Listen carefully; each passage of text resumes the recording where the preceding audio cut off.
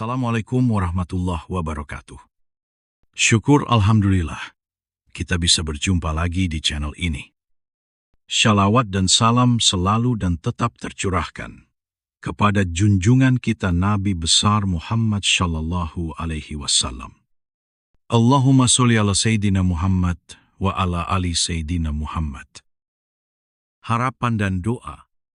Semoga saudaraku semuanya selalu diberikan kesehatan, dilapangkan rezekinya, diampuni dosa-dosanya, dan dipanjangkan umurnya. Amin ya Rabbal Alamin. Sahabat beriman yang dirahmati Allah. Setiap orang memiliki garis takdirnya masing-masing, baik itu rezeki, jodoh, maupun kematian. Ini memang tak bisa dipungkir, bahwa semua itu sudah diatur oleh Yang Maha Kuasa, Allah Subhanahu wa Ta'ala.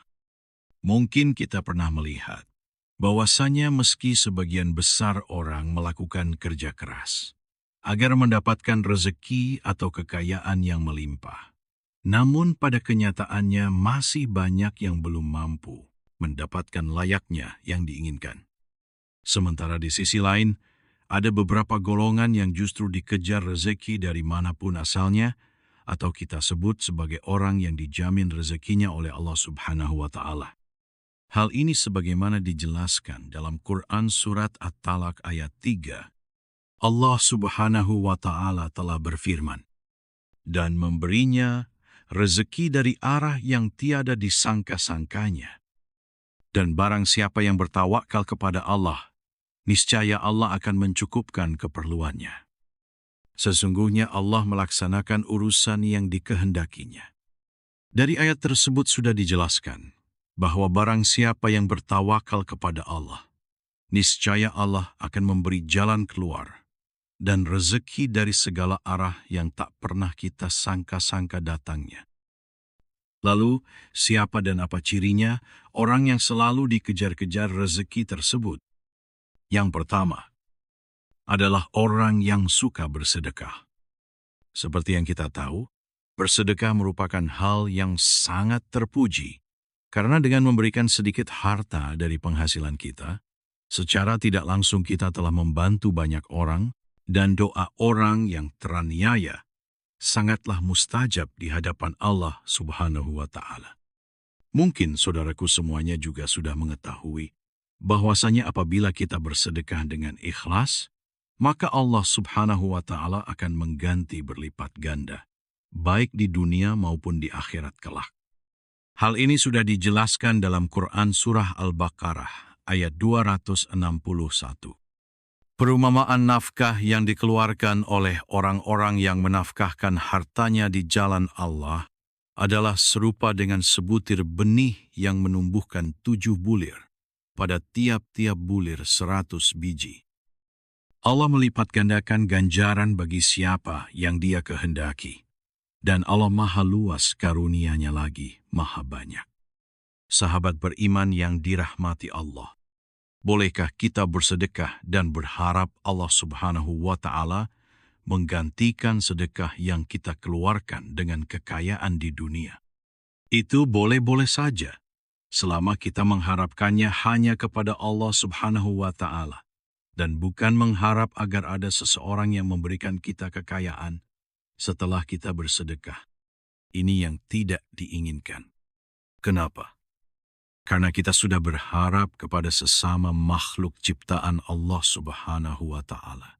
Sedangkan Allah Subhanahu wa Ta'ala sudah memerintahkan untuk tidak menggantungkan diri kepada sesama makhluknya, yang menandakan kita telah menyekutukan Allah dengan sesuatu.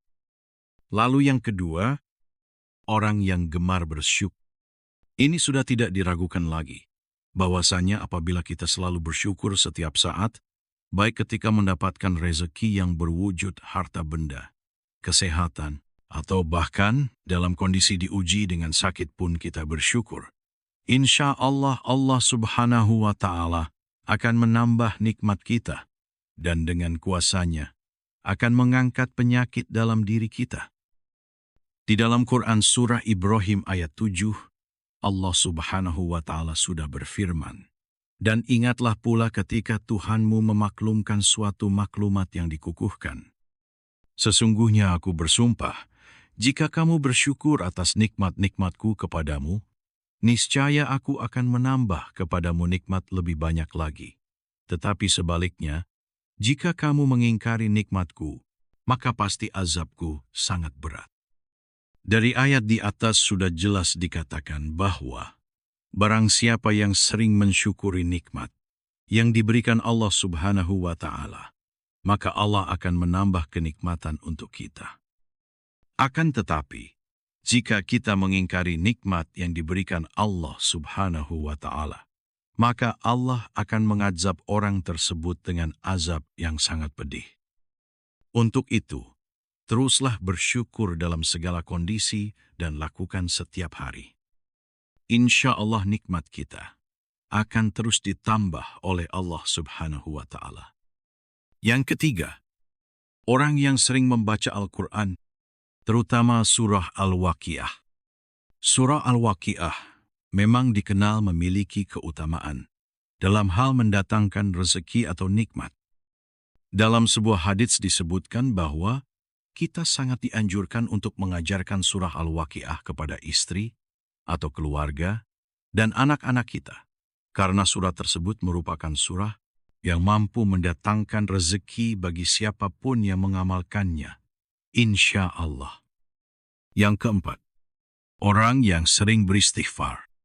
Istighfar merupakan salah satu usaha batiniah kita untuk memohon ampunan kepada Allah Subhanahu wa Ta'ala atas segala dosa yang kita perbuat. Lalu, apa hubungannya dengan selalu dikejar rezeki? Orang yang selalu beristighfar dalam kondisi apapun, secara tidak langsung dapat membersihkan hati dari segala dosa dan kesalahan. Ketika hati kita bersih, maka kemungkinan besar rezeki yang diberikan oleh Allah Subhanahu wa Ta'ala bisa sampai kepada kita. Dalam Quran Surah Hud ayat 3, Allah Subhanahu wa Ta'ala sudah berfirman, "Mohonlah ampunan kepada Tuhanmu, kemudian bertobatlah kepadanya, niscaya Dia akan memberi kesenangan yang baik kepadamu di dunia, sampai waktu yang telah ditentukan kematian, dan memberikan pahalanya di akhirat kepada setiap orang yang beramal saleh. Jika kamu berpaling, sesungguhnya aku takut kamu akan ditimpa azab pada hari yang besar." Sahabat beriman yang dirahmati Allah, marilah kita semua mulai membiasakan untuk terus beristighfar, agar hati kita menjadi bersih, dan kita bisa mendapatkan nikmat yang Allah Subhanahu wa Ta'ala janjikan. Karena kita semua tahu Allah Subhanahu wa Ta'ala menyukai orang-orang yang berhati bersih. Lalu yang kelima, orang yang suka berdoa dan selalu berusaha. Berdoa dan berusaha merupakan satu paket yang tidak bisa dipisahkan. Ketika kita memohon sesuatu kepada Allah Subhanahu wa Ta'ala, karena sangat mustahil orang yang hanya berdoa saja tanpa berusaha akan mampu mendapatkan apa yang diinginkan dalam doanya. Untuk itu, selain kita berdoa, juga berusaha untuk mendapatkan hasil dari doa yang sudah kita panjatkan kepada Allah Subhanahu wa Ta'ala. Seperti sebuah ungkapan, "Man jada wajada," yang artinya barang siapa yang bersungguh-sungguh akan menemukan hasil yang diinginkan. Kemudian yang keenam, orang yang selalu tawakal kepada Allah Subhanahu wa Ta'ala. Secara harfiah, tawakal adalah berserah diri dan menyandarkan hati hanya kepada Allah Subhanahu wa Ta'ala.